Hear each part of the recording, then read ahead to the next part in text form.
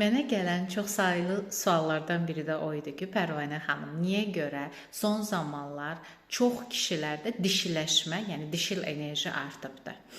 Səbəb bilirsiniz nədir? Kişilər son zamanlar daha çox münasibətlərdə duyğusal bağlardan azad olmaq, yəni ki, duyğu bağlarından azad olmaq və məsuliyyətdən azad olmaq istəyirlər. Daha az məsuliyyət. Nəticədə nə olur? Məsuliyyətin azaldığı, duyğusal bağın zəiflədiyi, amma azadlığın artdığı bir dişil enerjiyə sahib bir kişi ortaya çıxır münasibətdə. Lakin bunun əksi olaraq qadın isə daha çox duyğusal bağa ehtiyacı olan və etibara ehtiyacı olan bir varlıq olduğu üçün bu istədiklərini qarşı tərəfdə ala bilmədiyi və görmədiyi üçün geri addım atır.